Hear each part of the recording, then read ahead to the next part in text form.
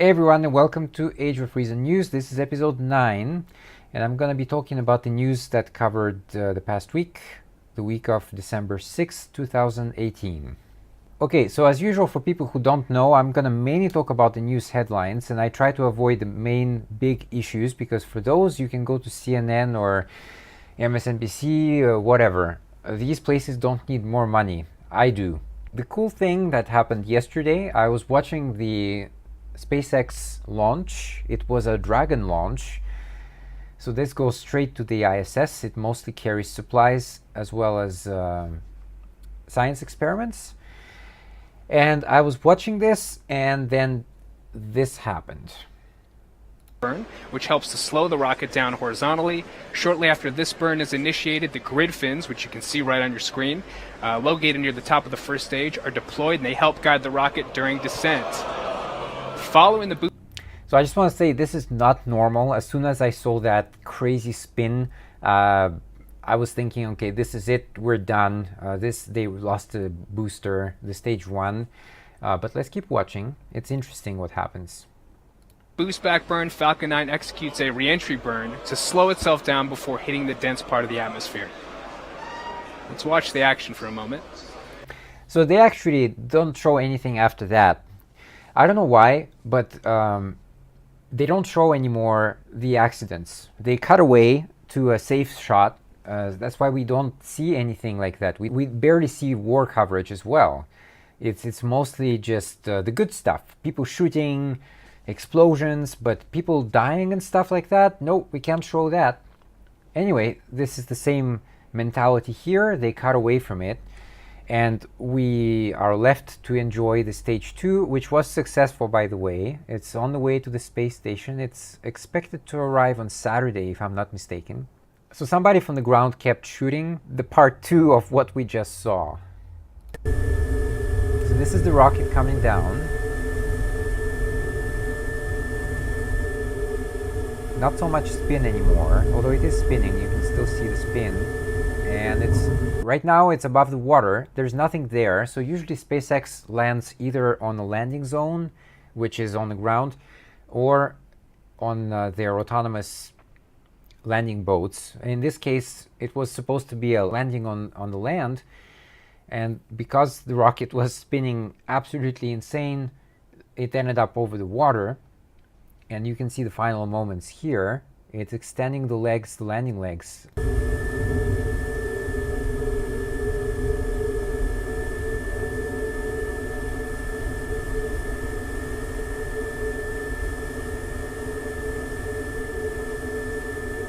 So that's pretty amazing. I mean, I only saw it this morning, so I thought last night it was gone. It was exploded, but apparently it landed on the water quite smoothly.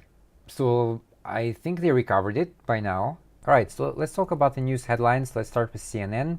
The main story here is that Japan has so many vacant homes, it's giving some away, and foreigners can apply too. I'd have to read the article because a lot of the things about Japan are misrepresented by the media.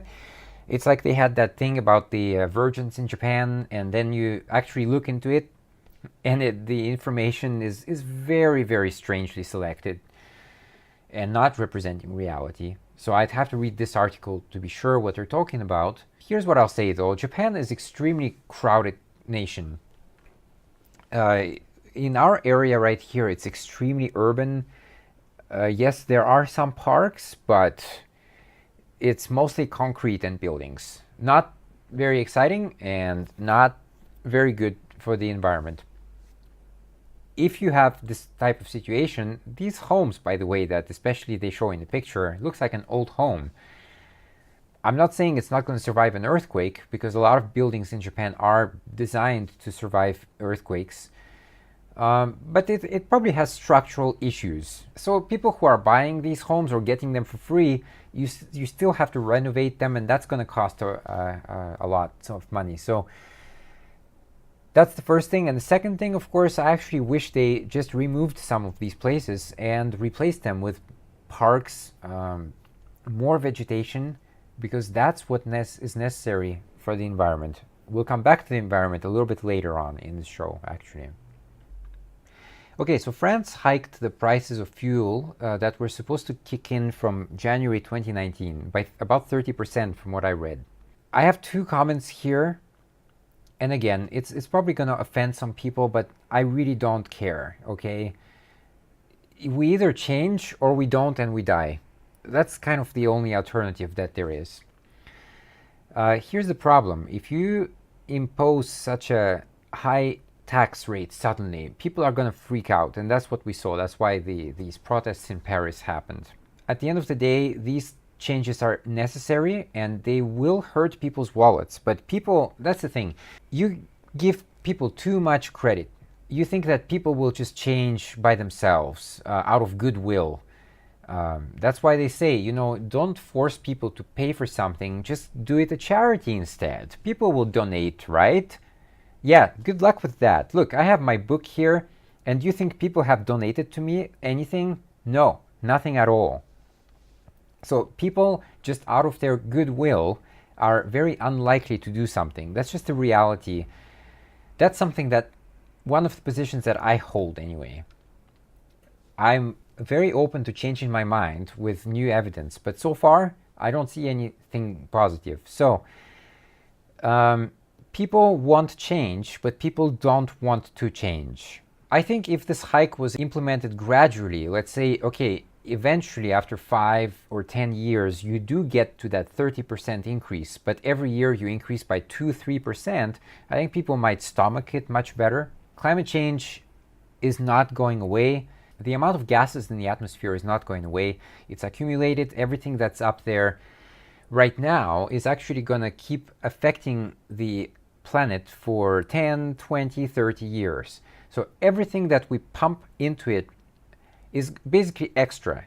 So we have to live with the effects for the next decades, and then that bonus, everything that we add right now.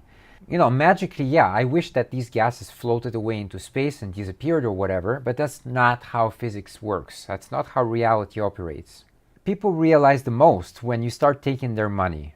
And if we don't do that, people will not just out of their goodwill start donating to something or start to buy electric cars, something like that. The government has to provide incentives to move people away from fossil fuels. Yes, you do have to abandon your dirty truck. You do have to buy a clean, green car. If anything, this fight against climate change should be a fight against pollution. Do you want to live in a polluted world or do you want to live in a clean world? The choice is really obvious. The people who live, for example, near coal plants, they do suffer from respiratory problems, asthma and whatever. Ideally, if you want to choose this or you want to choose a solar power plant, I think the choice is obvious. Of course you want to go for the solar plant. And there's a lot of myths about solar plants, by the way. People say that they're ineffective. But you know that the power that comes from coal plants is also really not 100% efficient. It's really far away from that, actually. Most of that is wasted when we transfer it via the cables, power cables. Related article here, I'm not sure which company they're talking about, I'd have to click on that, but it says world's biggest shipping company wants to be carbon neutral by 2050. Again, just a news flash, we don't have until 2050 to take such drastic action. Action is required right now. I know for a lot of people it's a lot to take in, This is such a rapid change that we're experiencing in the span of basically 1 or 2 generations. People are not used to such change because we're used to kind of long stuff. Things that take many hundreds, many centuries, many millennia to unfold. Like evolution. Man, evolution takes forever to happen. Millions of years we're talking about. And climate change, though, it happens within 1 or 2 generations. And I think people just can't wrap their minds around it, but they have to. This is the reality, and the quicker you understand it, the better for everybody. If they want to be carbon neutral, that's fantastic, but by 2050, that's a lot of, we're talking a lot of emissions until 2050, okay? Unless things radically change, I think the world in 2050 will look really different from what it looks now. For people who are watching or just joining us, I'm just reading through the thing. That's what I'm saying. I don't prepare these things. because I want to think as I go along. That's the point. If you're always giving digested material, I mean, if you're fed with a spoon by the media, then you're not doing any critical thinking yourself. You're basically kind of, you have to accept on faith whatever other people tell you. So yeah, I don't live like that. Well, this article actually is not a new article because I've seen it, man, many months ago. The rise of South Korea's loner culture, but I don't think this is limited to South Korea. I think this happens more and more recently. And in fact, I just had a conversation about that on Facebook because I'm a nihilist. I don't think there is inherent meaning to anything in life. I know that some, of course, you have some objectives. I have objectives every day, but do they really matter though? Not really. I do 3D art, I make movies, I do the show, but in the grand scheme of the universe though, do these things matter? I don't know. I don't think so. You might ask me, the natural question is, then why bother living? Well, look, doesn't mean that I'm gonna jump to suicidal. Well, a lot of nihilists seem to be. I still have some responsibilities. I still have people I care about, and people especially that care about me. Some, not many. If I, end my life, it will impact them. They will feel, I mean, they have to live with that. I will still leave some kind of gap in their life, in their existence. So yeah, I don't want to do that. What I'm saying is though, yeah, I just don't see the meaning of anything. This loner culture thing, I think it's also very present in Japan. I forgot the word in Japanese, but there is a category of people here who basically are loners. It's not the otaku people because that's different. That's a completely different thing. But anyway, that's how they live. So the question really is, why are people so lonely? We have, a lot of people these days have cell phones. We have computers. It seems that we can be connected to anybody in the world. In fact, my last language teacher, he used to teach somebody in Africa over Skype. So you can connect all the way from Japan to someone in Africa and, teach a language, for example, or teach anything. I think that's great. So where does this loneliness come from then? Well, in my opinion, even though we are more connected to other people, we have at least the opportunity to be connected, but we don't. We actually go the other way around and we become antisocial. And we don't want to be connected to people because it seems that the more we find out about certain people, the less we want to know them. So, I don't know, that might be just me. Look, I'm not trying to push, this is not some kind of propaganda or some agenda. This is just the way that I live. All I want is understanding. I don't push it on anybody. If you don't want to be a nihilist, be free. Go be whatever you want. I'm just trying to explain from where I come from. And by the way, this position that I hold is not something that I've always held, but this is normal because when you're growing up, when you're a student in high school, university, whatever, you're often not at the reasoning age yet, let's just say. Although I did my best from that age. When I was younger, I often didn't enjoy hanging out with people of my age, but I enjoyed hanging out with people older than me. The reason for that was I wanted to learn something new. It's very unlikely I will learn something new from a person my age. But older person has more experience, so I'm open to that.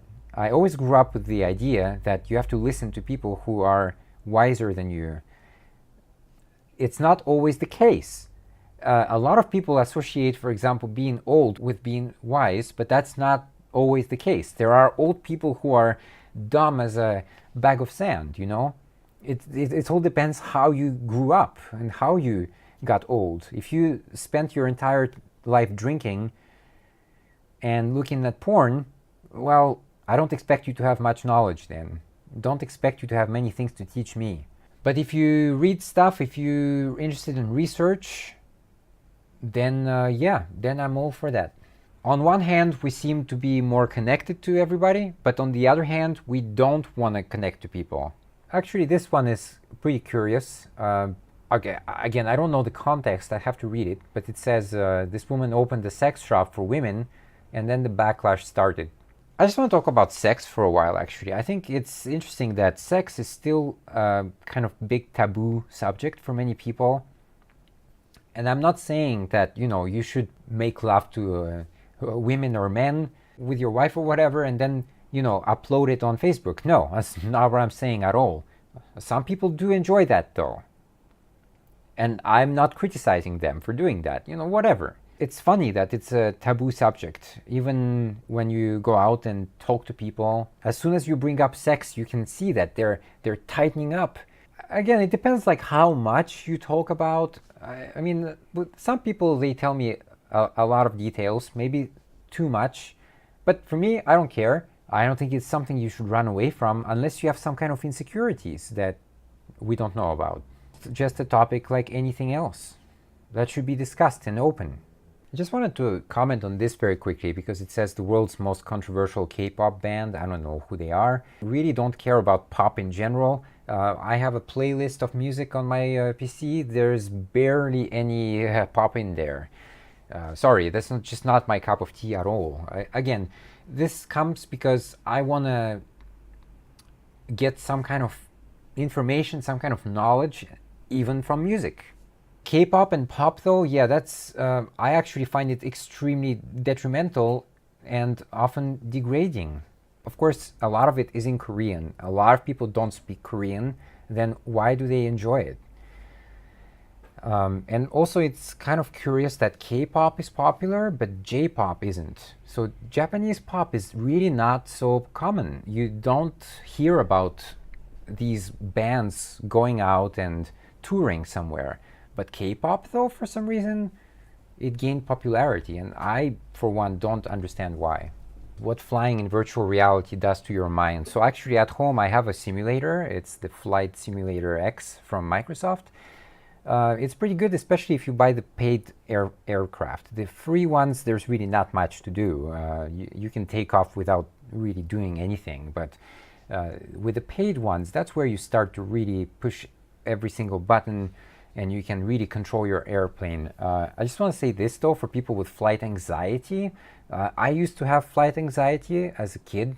I used to, every time the plane would go up and down, I would grab into the seat and hold on, thinking that would actually do anything. Learning about flying, though, even though with a simulator, really helped me to cope with that situation. So, again, if you can afford it, I do recommend getting the gear because knowledge does help in things. If you know certain things, then the fear percentage is reduced. One little add-on here, it says warming made heat wave 30 times more likely, and this is in the UK. Again, if you don't really buy into the whole science of climate change, then at least you can listen to me because I have a couple of thermometers outside and I measure temperature every day. What did I notice? And I will show it eventually when I have a bit more data, but I have about 3 years of data right now, every day. I take the temperature at exactly 1 o'clock in the morning, and the reason for that is it's just in the middle of the night. So in Japan, the sun often goes down, it sets quite early, and it rises relatively early as well. So 1 a.m. is right in the middle there. And what I noticed that, especially this year, on average, we're talking about every month having an increase of between 1.5 to even about 2.5 degrees. Okay, it's true my instruments are not very precise, but it still gives a pretty good idea of what's going on. All right, that's it for today's show. I hope you enjoyed what I do, and if you do enjoy, then please subscribe and check out all the links in the description. Thanks.